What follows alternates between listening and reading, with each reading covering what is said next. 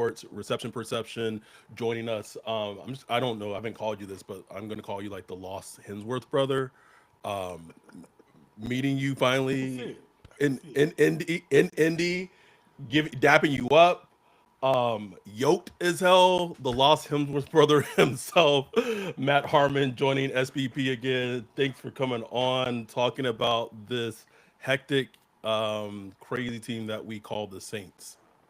Well, I mean, so much to go off of right there. Number one, appreciate you boys for having me. Of course, always good to see both of you. Secondly, it's funny you bring up the lost Hemsworth brother thing. Actually, one of the first things that my mother-in-law, who's since passed away, so rest in peace, of course. But one of the first things she ever said about me to my wife, then not even girlfriend at the time, just someone I was associating with. First thing she said about me was, "He looks like a yummy Hemsworth," and I was like, I think your mother and I are gonna get along really See, well. see, see. I wasn't. See, R.I.P. But she also sees the vision. Yeah, she was always a little too high on my stock, that's for sure. But I appreciate it nonetheless. Listen, Matt dapped me up and gave me a hug, and I felt like I was in Asgard just for a second. He just I'll take transported me. But it was so cool finally get to see you, meet you in Indy at the combine. Obviously the goal next year for both of us to be there so we can all get to, because that was your first combine too. It was both our first combines together, right? Which was a pretty dope and fun experience.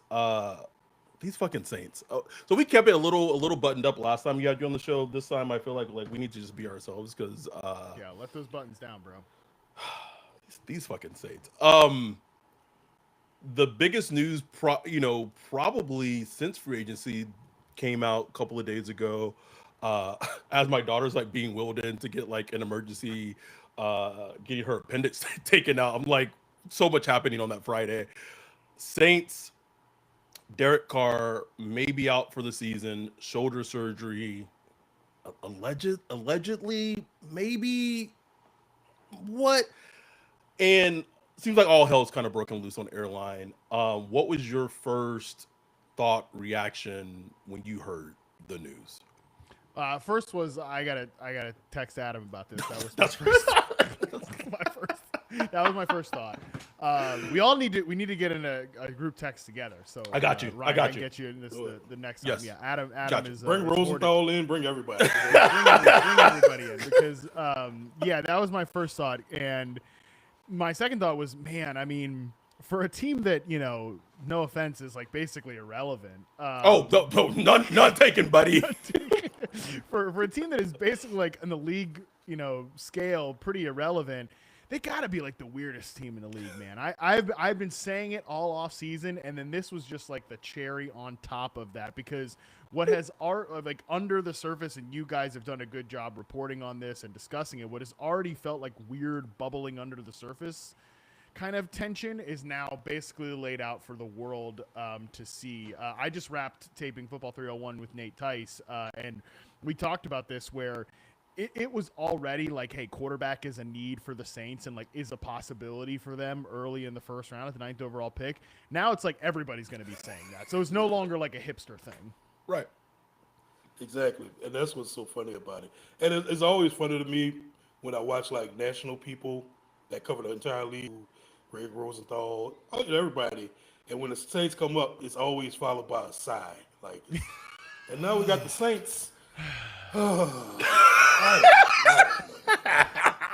just always laugh at that, man, because we're the same way. We're the Saints fans, and we're the same. Like we're just like, but yeah, man, it's such a fascinating story, and it's kind of like a long time coming because nobody really felt like Derek Carr. Nope, Derek Carr doesn't want to be with the Saints. Saints fans don't want Derek Carr. It's like, what are we doing here? Kellen Moore didn't want him before he got hired. So it's just a weird marriage. And like it was just like Mickey just kind of got them in the room. It was like, I don't know, I don't know, a mediator that have like, a couple that like obviously a divorce is like needed, but a mediator's like, no, like you guys are gonna get it together, like you guys are gonna figure it out, like get in the room and figure it out. And like they left the room and like nothing got figured out, like they still couldn't stand each other. So so it just now begs this question, and I was talking to you about it, and it's just so much dysfunction because some people in the organization knew about the injury and some people in the front office didn't. I mean, how are you making draft plans, like concrete draft plans, with people who were making decisions in this building who didn't even know the full story about this injury that may require surgery or not require surgery? And I still have my certain thoughts, like he maybe doesn't need surgery at all. He's just kind of just not play for the Saints anymore. But it does kind of put the center of attention at quarterback at 9, and now you already heard the report coming out. Carolina's like, hey, we're open for business. Anyone wants to come up to 8? Like, we're open. I was looking back at you did an episode with Derek in terms of talking about Shedeur Sanders. I was at the Colorado Pro Day. The Dak Prescott comparison, not one that I see. I still I squint to see it. Like I can't, like I don't see it. But in terms of how they win with Shedeur Sanders and Dak, I 100% see they win very similarly. Maybe just talk about the fit. And I don't even know if they were to go that route at 9, but just maybe talk about the fit if he is the option for them at 9 in the draft. Yeah. This was a long time ago. Derek and I did the show together where I kind of thought like, hey, and again, you guys have been sort of kind of bubbling this theory for a long time that maybe the Saints might be hot and heavy after a quarterback. And to me, immediately, I'm like, Shedeur actually makes a lot of sense with the Saints for a couple different reasons. One, from just an environmental perspective, I think playing in the dome is probably the best thing for him. Because I don't think – I actually kind of buy the idea that Cleveland is going to – if Shedeur doesn't go 9 to the Saints, if he starts falling down the draft board a little bit, into the 20s or whatever, I could buy the theory that Cleveland goes Travis Hunter at 2 and then comes back up for Shedeur and just like pair him back up. Number one, like that's a team that is very much irrelevant, and it's an owner that does not want them to be irrelevant. Well, the surest way to be relevant right away is you take these two guys out of Colorado, and every major media network is talking about you in a positive light for the first time since you inked the Deshaun Watson contract, basically. Right. And perhaps maybe ever. Talking about you positively in that way. So I do buy that is a possibility. But, you think about like Cleveland, weather, wind late in the season, I'm not sure that's the best thing for a guy like Shedeur. But playing in the dome where it's just consistent conditions, whenever you're at home, I think that could be good for him. Second, Kellen Moore's offense, which is pretty traditional, like quick game concepts. And I think Shedeur is smart, accurate, and when he's confident in what he's seeing and confident in the protection, plays on time and can play in a pretty good rhythm. I think they have the right receivers to execute that from a Chris Olave standpoint when he's on the field. And I think Rashid Shaheed's a better underneath separator than he is credited for. Like, I think those guys, the three of them, could be really good fits in the offense and some of the concepts that Kellen wants to run. Yeah, I just wonder if organizationally they see it the same way. But I do think from that standpoint, I think he makes a lot of sense. And even just some of the deeper concepts as well. I don't think Shedeur has like a Chad Pennington arm or something like that. No. In terms of these like deep play action shots, deeper digs, full field crossers, I actually think that he can push those accurately on time in a way that sets a guy like Chris Olave, who's consistently knocked for not having a lot of yards after the catch. I'm like, number one, his slant route rate, and I might have told you guys this on the previous podcast, but his slant route rate from his rookie year is literally the lowest slant route percentage I have charted for any receiver any season since 2014. Like, this guy's not had a lot of chances to run in breakers. Last year was really the first time, basically in the course of his career, that was the case. And of course, cut short with injuries, there was a lot of chaos and the whole thing in New Orleans. So I think with Shedeur, you're setting up a guy like Chris Olave to run after the catch on some of these end breakers, and Rashid Shaheed as well. I'm glad you brought up Olave because like every now and then on Twitter, like among Saints Twitter, there's this kind of like this bash Olave. Oh God! We talked about it last year too. Yeah, it's not all Saints fans. It's just a certain segment that's like trade Olave, get rid of him. I get it. Like especially the injury standpoint, I can understand that aspect of it.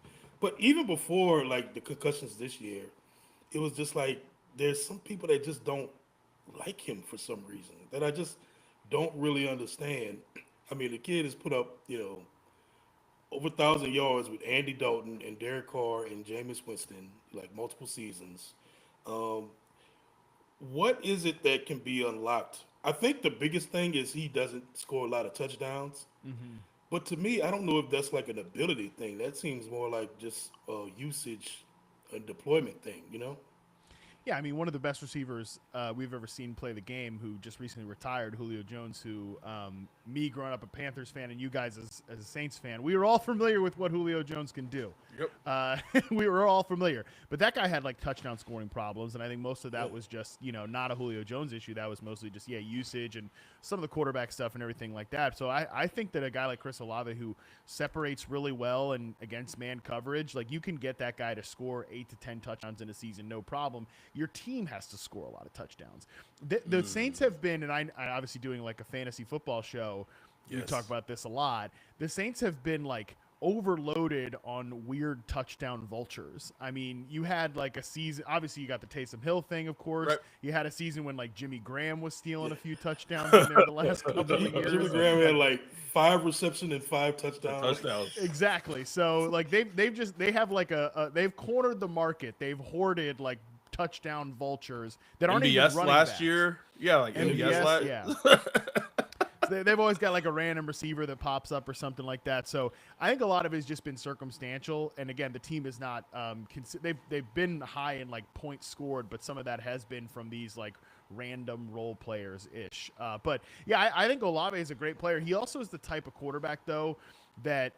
Or excuse me, the type of wide receiver that needs the right quarterback. And I don't think Derek Carr and him have ever really seen the game the same way. They've always been Absolutely. I was saying it nicely. But there's always just been like a weird disconnect between those two guys, which is strange because obviously Carr has had productive moments with a wide variety of receivers too. Like, I mean, Hunter Renfrow and him had a great chemistry and connection. Obviously, Devontae Adams, like, had one of his more productive seasons, even if it wasn't one of the more productive from a per route basis. Like, he fed that guy the football in the intermediate area, and it just was always weird. And even Rashid Shaheed and him have had a really good connection and chemistry. But for some reason, those two guys have just never really been on the same page. I think that's been part of it.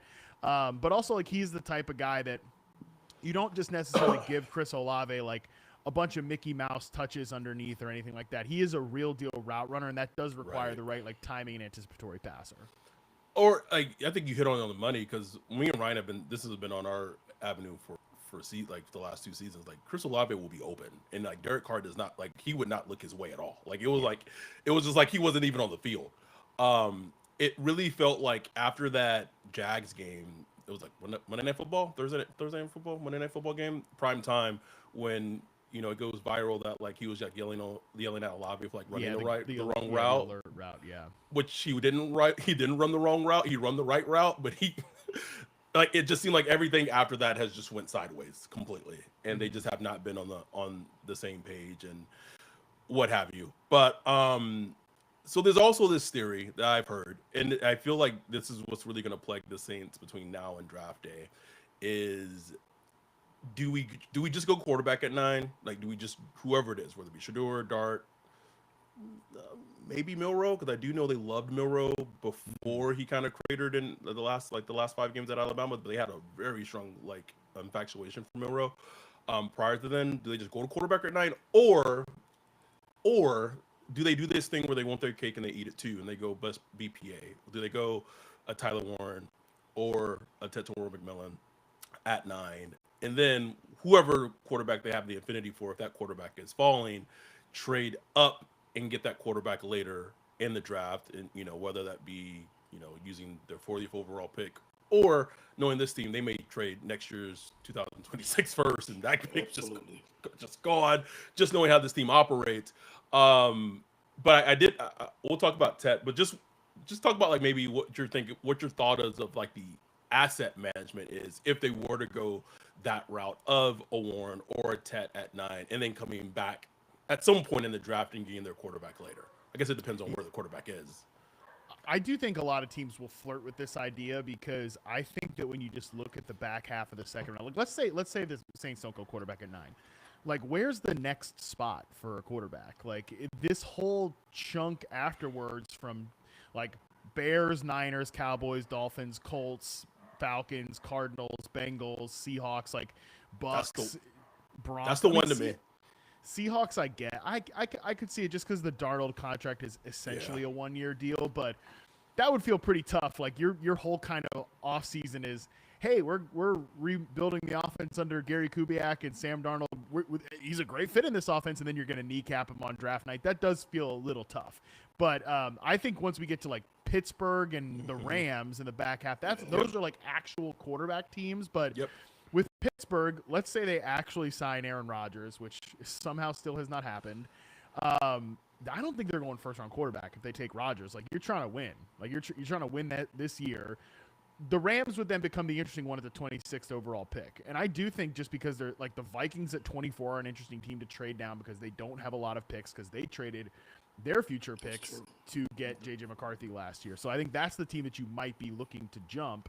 And if Dart and Shador are both still on the board in that scenario, then it is kind of, hey, maybe we do just need to trade maybe next year's first-round pick or whatever. I don't love it. I don't love doing it, but that would sort of seem to me to be the spot. I really wonder what their view of Jackson Dart is, and maybe you guys. I know that they like him. I wish I could tell you definitively if they love him. That I haven't been able to pinpoint. The only thing that is kind of stuck in my head about the whole thing is that there's so much like this Jalen Hurts comparison for Jackson Dart, which in my opinion, I feel like you have to really squint at and like focus on a couple of different attributes to see it. I think it's the rushing instincts, and I think it's the way he places, and I'm not even saying rushing ability. I'm saying rushing instincts. And I also think the way he places like go routes outside the numbers is a little reminiscent of Jalen Hurts, but that's it. Those are the two things that I do wonder, because Kellen obviously coached Jalen last year. Maybe there is a reason that this connection keeps popping up, maybe. But those are the two. That's kind of the spot. 24th overall with the Vikings is the spot I would look at. Yeah, that's a good one. I never really thought about that. I think that would be a good target. A smart team would do. So Saints, I don't know. Another thing is like everybody. Like this, it seems like the Saints are putting out a lot of smoke intentionally about the quarterback because nobody really knows. Like when you talk to people, some people say they love Shador, some people say they love Dart, some people say they love. We had Tony Pauline on a few days ago. He said they love Ewers out of Texas. I'm hearing a lot about Shook. Like the Shook thing has just risen out of nowhere this past week. They love Shook. So honestly, I don't know. Like I don't know who they like, but. The thing we keep talking about on this podcast, we don't really know what Kellen Moore likes, like because every quarterback he's had has already been in place when he's been there with with Dak, with Justin Herbert, and with with Jalen Hurts, all different style quarterbacks to a certain extent. So it's like, who is Kellen Moore? Like what is he looking for in a quarterback? Nobody really knows. It's a great point, and all three of those guys, at least in my opinion, are really different in terms of Justin Herbert, Dak, and Jalen Hurts. I think that's a credit to Kellen Moore that he has had, to varying degrees, functional offenses with three very different quarterbacks, and I think he's been like to me. I think it's funny that it gets framed this way with the Eagles' offense last year. That what did Kellen Moore do? Like they just had a bunch of superstar players. Yeah, dude, do you know how many times we talk about like these teams that have superstar players and the coordinator can't get that F out of the way? Like that, that's what he did, was basically like, all right, let's lean into the things that these superstar players do really well. And hey, let me take my offense that was in Dallas very oriented to a guy like Dak Prescott, who likes to work quick game, is a smart, accurate passer, works over the middle, things of that nature.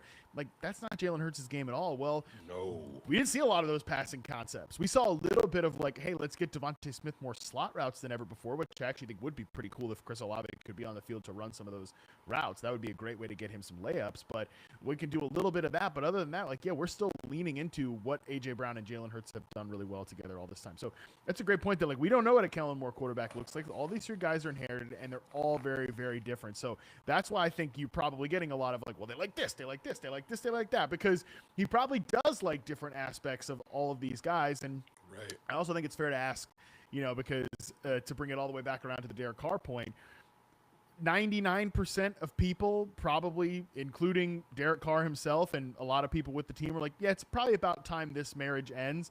The one person who disagreed with it is the guy that's calling the shots. Like, that is the one person who thought that, no, we should continue this marriage, was the therapist that you outlined earlier. Like, now we can work it out. Let's keep it going. Let's keep it going. Let's keep it going. That's the one guy calling the shots here. So that's another thing that's fascinating, whereas maybe Kellen's like, I like this about Shedeur Sanders, and Mickey Loomis says, yeah, but I really like Jackson Dart, so that's going to be the pick. That's such a thing, because I know that in 2023, Mickey's handprints were like all over the Saints draft picks, and it was like it was an awful draft class. Like Brian Bresee, you look at, you're like, oh yeah, he's a decent player. Anyone else in that draft class, just awful, just a terrible draft class. From what I was told, Mickey Loomis did not have his input on like any pick last year in 2024. Like, it seems like it was very Jeff Ireland driven draft class. So with such an important draft class this year, it's going to be very interesting to know who gets the say, like who's making that call. One player I wanted to talk about, because he was, so, we talked about this on kind of our Patreon episodes, and we've kind of let this kind of come out as the season's going on, or as the off season's going on. The Saints draft cloud, or their cloud, right? So their cloud has changed since January till now. Originally, I was told that their cloud was Will Johnson, Tetairoa McMillan, Mason Graham, Abdul Carter. Am I forgetting anybody, Ryan? That was it, right? No, Jetty wasn't in there. No, so those were the four. And then it seems like after Kellen Moore got hired as head coach, a lot of push of kind of Tyler Warren getting added to the cloud. And I don't know if that was mostly driven by Kellen Moore just having a specific vision of how he wants to utilize Tyler Warren if he's the pick, or what have you. But obviously, there's been a lot of Tetairoa things that's come out since this whole process. Even from when we met in the combine, there's been a lot of more Tet stuff that's happened. And so I don't even know where he falls in the Saints cloud anymore. I still think I think he's still up there, and I still think would be in consideration for him to be at 9 if he's hoping to go top 10. Like, I would say he should pray that the Saints do it, because if he doesn't go to 9, I don't know where he's going to go high. But I wanted to share your tweet on him in terms of not obviously your article, but just for fans who, he's fascinating, because I know a lot of fans were like, oh, if he's there at 9, like fans were like, he's not going to be there at 9 at the beginning of this process. Like, there's no way Tetairoa McMillan's going to be there at 9. And me and Ryan watched him, and we were like, oh, he's 100% going to be there at 9. Like, there's no way he's not going to be there at 9. But just your thoughts charting him, breaking him down. And one thing I will say, if he is the Saints pick at 9, and we talked about this in Indy, of just how he just brings a kind of a hierarchy to their wide receiver room that they don't have. Yeah, it's a great way of framing it, because I think what this room really lacks is like a true X receiver. Like last year with Gary Kubiak, they wanted to play, because of course it's off Shanahan tree, they want to play a lot of 12 personnel. They want to play multiple tight ends. It's interesting you bring up the Kellen Moore, Tyler Warren point, because while he doesn't come from this offensive tree, he has also done a lot of really creative and fascinating stuff with tight ends, especially back in those Dallas days.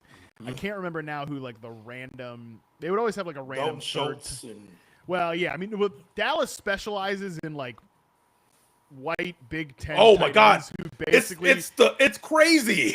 They're about the same size. They run about the same middling 40. They've like just cycled through that player for a long time. But they had a guy that I can't remember his name right now, but he played with the Commanders for a little bit. It might have been Jeremy Sprinkle.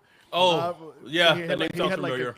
He just was their third tight end, and they're like, they're doing some cool stuff with like Jeremy Sprinkle in the backfield. So I think because of that, I do think Warren would actually make sense in the Kellen Moore offense. But sticking on McMillan, again, they really lacked that like true X receiver, because last year they kind of had it when they were in two tight end sets.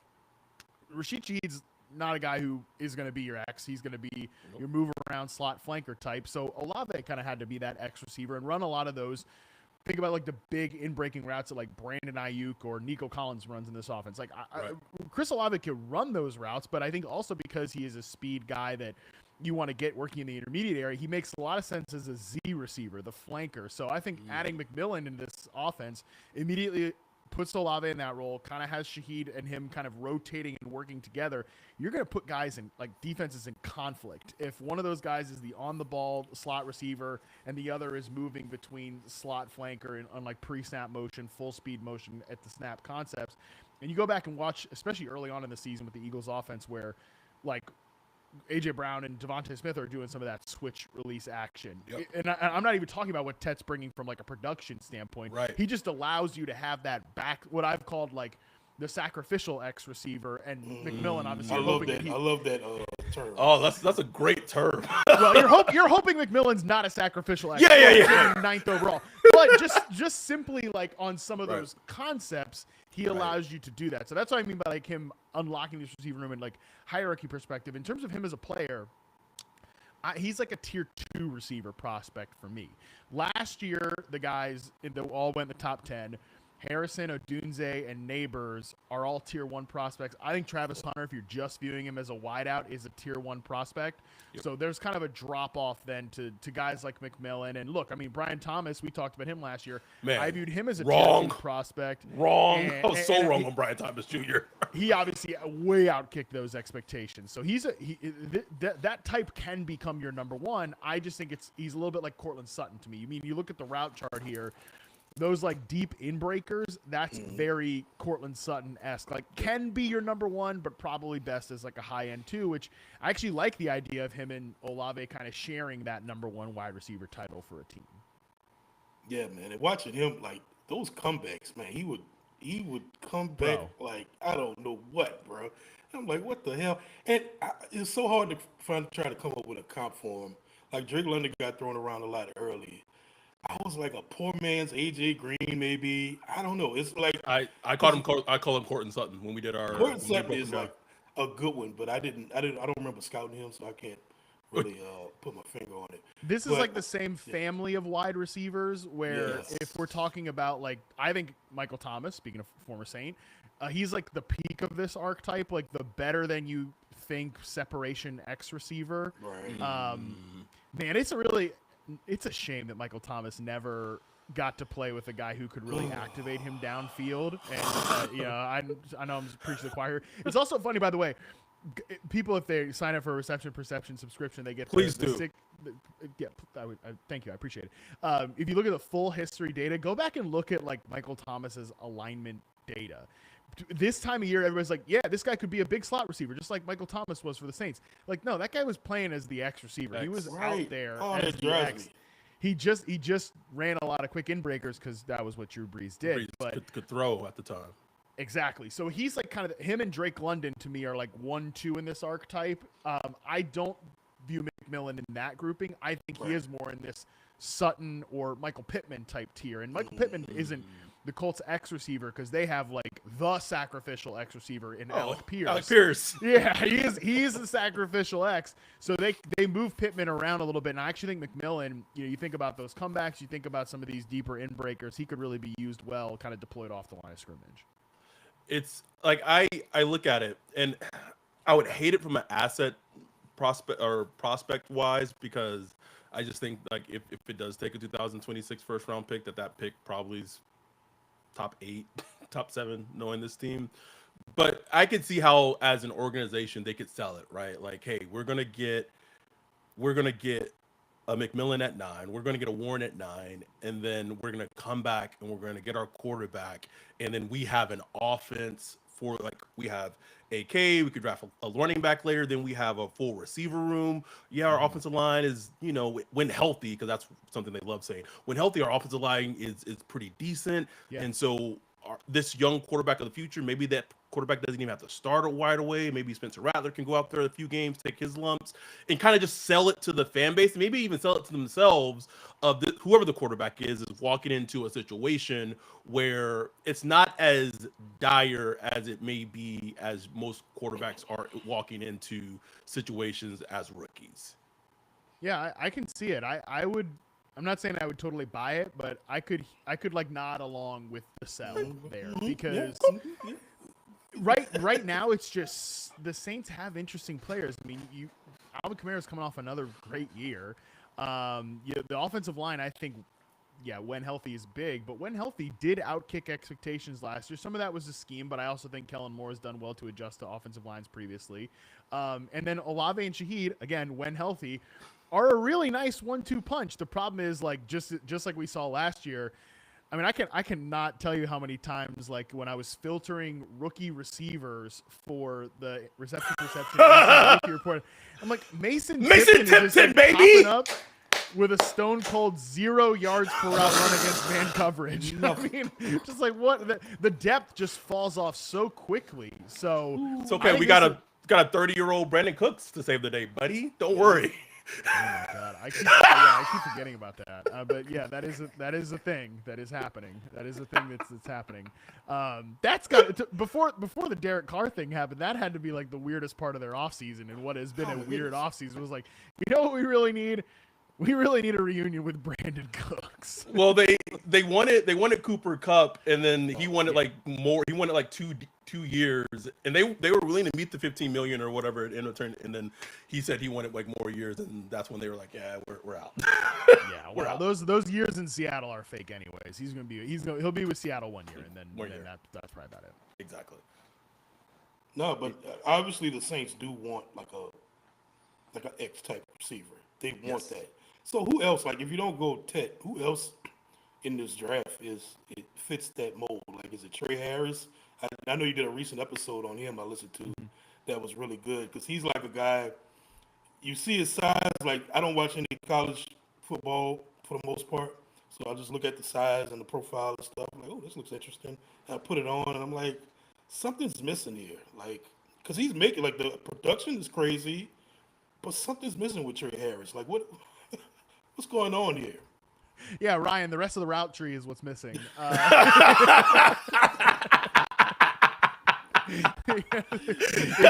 If you look at like him from a route standpoint, it is just slants, curls, and screen. Or excuse me, goes, curls, and screens.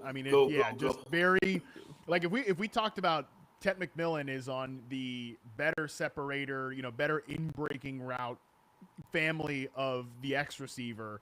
Trey Harris is very much straightly on like the straight line X receiver family, which is, we brought up Alec Pierce. Let's bring him up again. I mean, he's like kind of that. And I do think there's some similarities between Trey Harris and Alec Pierce.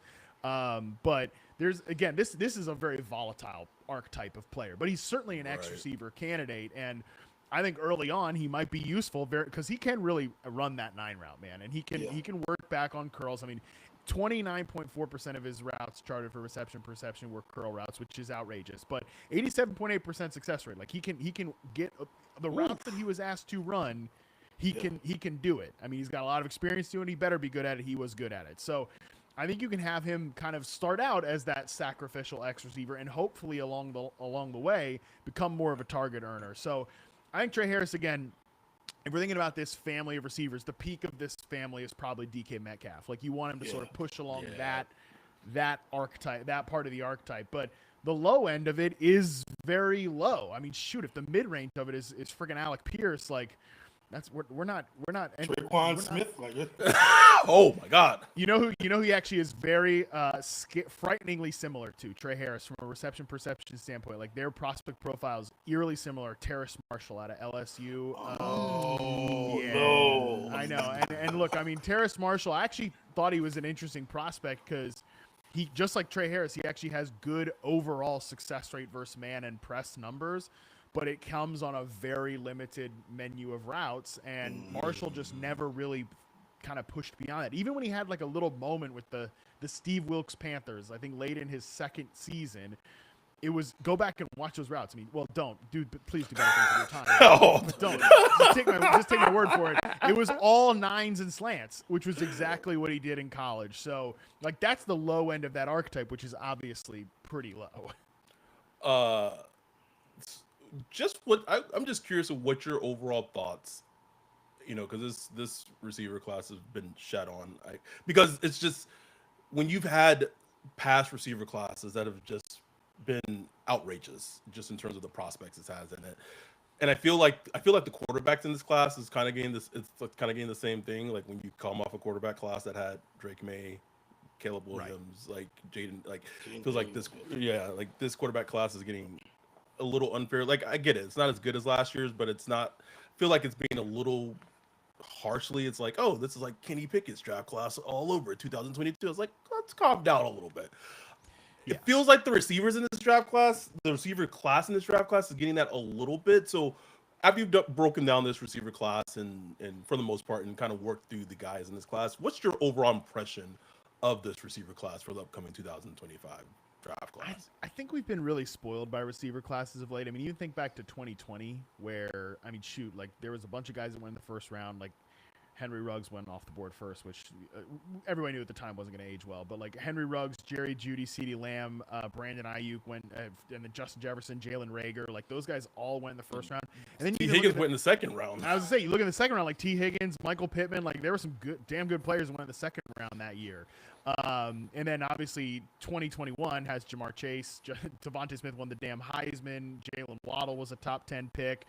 2022, there were 3 guys that were just clear cut, no question about it, top 10 picks. Like Olave, London, Wilson, all those guys were great. Jameson Williams was even, like, some people thought Jameson Williams might be the best receiver from that draft class. Yeah. Not me. I wasn't among them, but I mean, he was a good first round prospect, like a tier 2 prospect to me. And there were other good players in that class. Last year, we again had 3 guys that could go in the top 10 of any draft. They went in the top 10 of those drafts. Like, and the best player at the position was the guy who went behind them, Brian Thomas. So it was another great receiver class. This group actually, I think, profiles pretty similar to 2023, where we had a lot of guys go. That we had 4 guys go in the first round: Jackson Smith-Njigba, Zay Flowers, Jordan Addison, and Quentin Johnston. Varying degrees of success, of course, but a lot of those guys were viewed as number 2s and like complementary players. That's where I think this group is at, to me, because I love Emeka Egbuka because he's just so reliable. He's very similar to Amon-Ra St. Brown. People complain about the upside of this archetype of receiver. Who's complaining about Amon-Ra St. Brown leading the league in catches and yards, like pushing for it every single year? Nobody. Mbuka's going to be a good NFL wide receiver and a good player. Like I don't know. Like it's annoying. I don't really get that one. But again, he's a good player. I really like. I also think Matthew Golden. Obviously, I think big media members are very high on Matthew Golden because I think teams are high on Matthew Golden because of what he brings you tactically. As like he clears space. But also, I think he's similar to like Jordan Addison. If he's a number 2 across from one of the best ones in the league, he's gonna absolutely feast on some big plays and things of that nature. So that's why this class is kind of similar to that group. And also, in addition to that, I think day 2 is really stacked with a lot of good players. I mean, I'm a huge Jack Besh guy. Kyle Williams is really good. Trey Harris, like I said, is a volatile prospect, but somebody I wouldn't mind spending an early second round pick on because when this type hits, it hits big. And even beyond that, like I love Jalen Knoll, who I think is a first round, second round player. But you know, I kind of view him as like the same I did with Josh Downs that year. Josh Downs went 79th overall. How embarrassing for the NFL that Josh Downs went 79th overall. I had him ranked ahead of Quentin Johnston. So, like, Jalen Knoll's that guy for me this year. And then even, again, beyond that, like, some people like Jaden Higgins a little more than I do, but, you know, he's kind of a good player. So there's some, I mean, he's got good hands. He just can't separate, which is a problem. Bro, you talking about a wide receiver. That's an issue. It's a bit of an issue. So, again, there are some quality options on the second day of the draft this year. I think that's where the strength of this class is. Did you get to Savion Williams? I knew you were gonna ask. Yeah. God, I mean, he's perfect to talk about on a Saints podcast because I could absolutely see him being one of those random touchdown vultures, you know, that we were talking about earlier. It's one of my draft days, man. I told that, like I said on an episode not too long ago. I just have a soft spot for those types. Like, just they're not really great route runners, but you know, you just get the ball in the hand. I can't help it. I just can't. Like we had a debate when this was before we did a podcast. Like, he was a big Kevin White guy, and I was like a big Amari Cooper guy. So like that's just his type. Like as people, we have types. Like it just that's so nice of you to bring up a one where you just one-handedly. And there's been ones where like I've been completely wrong and he's been right too. But in that moment, like but I think Savion is.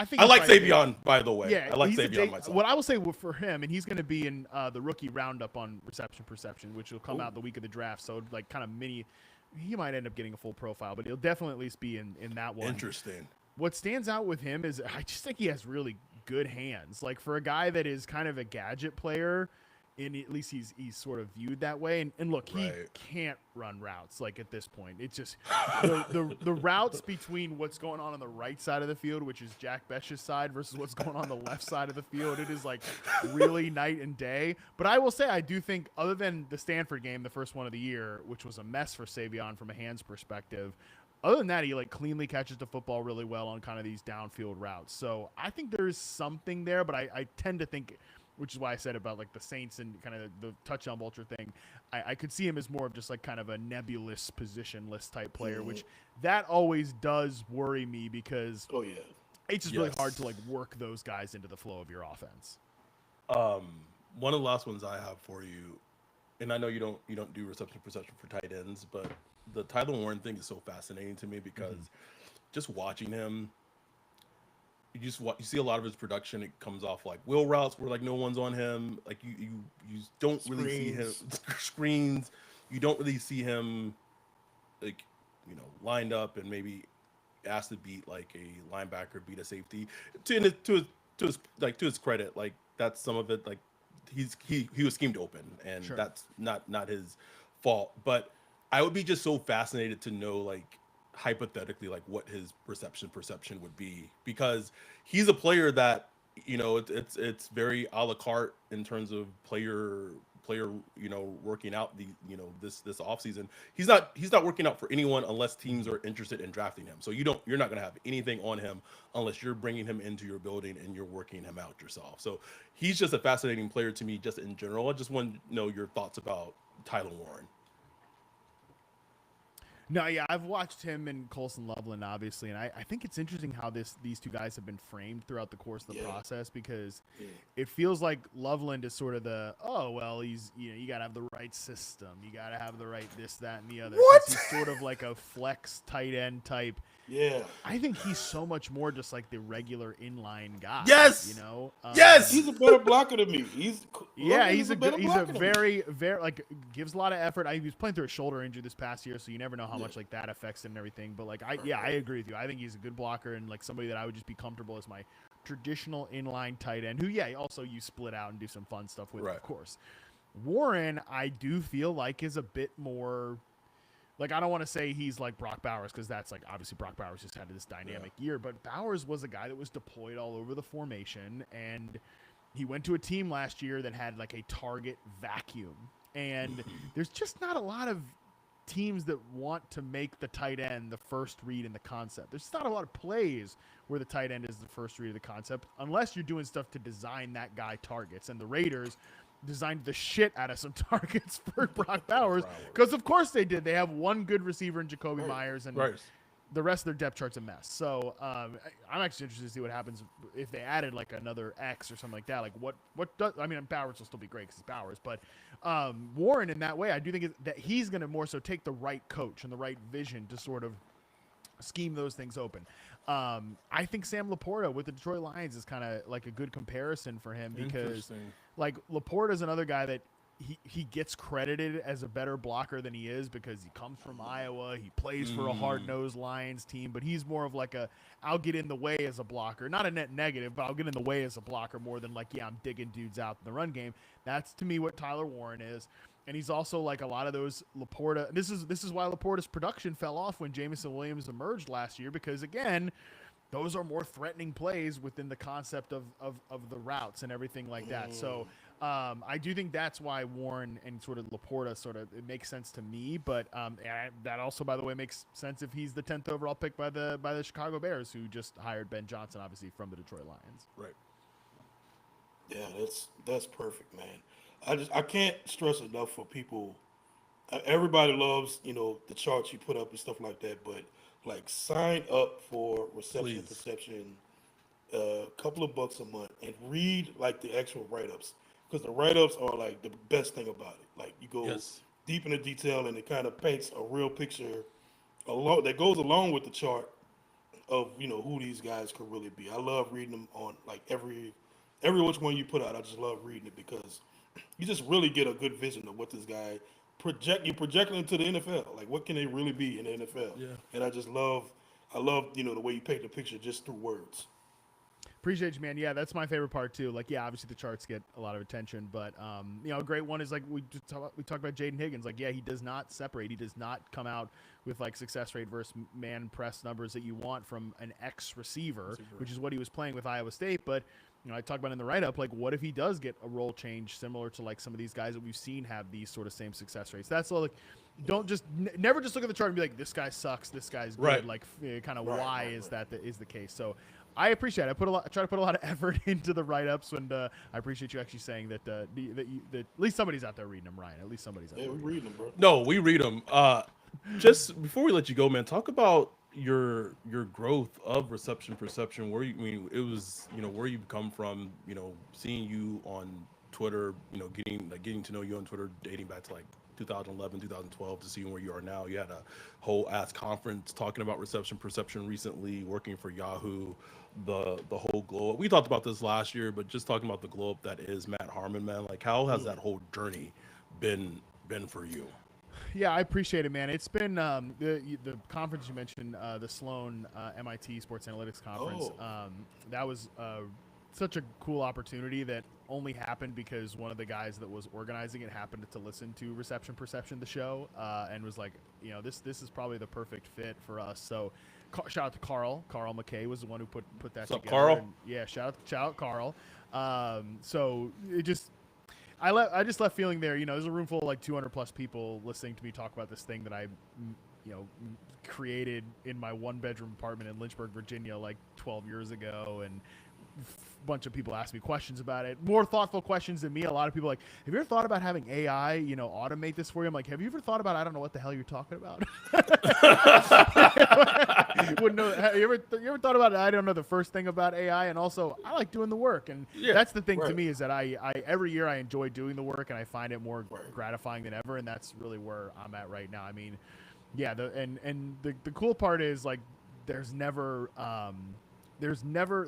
enough work, if that makes sense, where like there's never a point where, all right, we've done it all, because like I will get through this draft class, and I think right now I'm probably going to have at like 25 guys on the site by the time all the profiles are up, all the by the time the rookie roundup is up, Killing which it. I think is more, or at least on par with what I did last year from a prospect standpoint. Yeah, if I look back last year prospects, I had 23. I think I will actually outkick that number, which is stupid because this is not as good of a receiver class as the one last year. So doesn't matter. Dumb planning by me. But I no matter what, I'll get all those guys done, and there will still be questions about, well, what about Nick Nash or what about Jimmy Horn from Colorado? Will Shepard? What about Will Shepard, Matt? But you know what? I say so. There's always more that could be done, which is good, and I'm happy to do it, because every now and again I started charting this Isaac Tesla from Arkansas. I saw the tweet. I mean, bro, this guy has like very little production at Arkansas. He's this big, white, athletic freak. Only runs routes from the slot. But his athletic comparables are like Allen Robinson, Roma Dunze, Andre Johnson from Miami, and like the film is kind of cool. Like, I don't know. So you just find these like, and then you're like, damn, sounds like Matt Jones. Oh my god, yes, I had somebody point that out actually. Oh my god, I haven't thought about Matt Jones in like ages. We're just sickos, bro. Just sickos. Yeah, hopefully he has a little bit less of an arrest record, but Isaac Tesla does. I've heard nothing but good things about the character on Isaac Tesla, so that's good. But yeah, again, I love doing the work, and the fact that people dig it is a nice little bonus. Real quick, all the data that you collect that data, like, is that from yourself, from your own tape study, or do you pull in other stuff? Yeah, from, it's all every piece of wide receiver data from receptionperception.com has been charted by me and me alone. So do you get the all 22, or do you just pull? Or okay, have to have that, of course. Yeah, so the college that's one thing actually. This is a great way to just talk about what a sicko not only I am, but the people that subscribe to the site are. because I used to work for NFL Network, so I got all the film that I needed from there when I was working there, which was the 2016, 2017, 2018 draft class. When I left there to start at Yahoo in 2018, for the 1920 draft class, I didn't have access to film because there wasn't quite the underground little exchange that there is now these days of the college all 22. So I didn't chart the 19 and 20 draft class. So it like haunts me a little that I don't have some of those guys in the database, to the point that some of my subscribers were like, would you ever consider like going back and like charting that draft class? They're already in the NFL. Like what do you? Right. They've been in the. But that's how sick these guys, and I say this lovingly, like literally our highest tier subscription is called the sicko tier for a reason. I love it. Because if you want all that data, you are for sure a sicko. And we fucking love the sickos, bro. We love the sickos. So we are, But we are all Matt, sickos. go back and subscribe to just chart the 2019 and 2020. I love it, you bro. know what? I actually think it would be a very useful thing to like fill out the collegiate database. Like, oh, what if there were signs of Jalen Reagor's reception perception? He was going to be a massive bust or whatever. Couldn't stand his tape. I couldn't stand his tape. But then I just remind the people like, hey, well, in the summer, when you want me, like, you want to report on some random wide receiver 4, you know, what's Jordan Whittington, what's his reception perception look like? Remember that there's only so many hours in the day, so what are we sacrificing here? Matt, it's a pleasure. It's an honor, as always, having you on. Next year in Indy, we will all get together and chop it up. Love having you on, as always, bro. Anything that you're just excited about in this upcoming draft class that is coming up like next Thursday? Yeah, man. I am excited about the fact that Yahoo Sports is having our live show again. We're gonna be taping in LA, so I'll be in LA. Next week. Yeah, I leave. God, damn, it is coming up. I got a lot of work to do. Yeah, like I fly out to New Orleans on Wednesday, so I'm like, shit. Yeah. So we're having our live show again. So we'll be live for the first night Nice. and the second night of the NFL draft. It'll be me, Jason Fitz, Nate Tice, Charles McDonald. Will be live for the whole thing. So I hope people can. I'm sure you guys will be having something going on. So in the meantime, you know, that's why we all have multiple screens. You know, you pop up. You pop up for what you guys are doing. You pop up for our thing. I'm very excited about it. All of it. So make sure you check out Yahoo Sports with Matt and the live show. We'll be doing our live stream of the Saints as the draft is ongoing. It's draft time. It's exciting. You guys will be having some fun. My bold prediction. You guys will have a lot to talk about. Oh, we absolutely will. Whether that's good or bad, we will see. Thanks, Matt. We appreciate you having you on, man. A pleasure as always. We appreciate it, man. Appreciate you guys. Thank you, brother. Peace. Peace.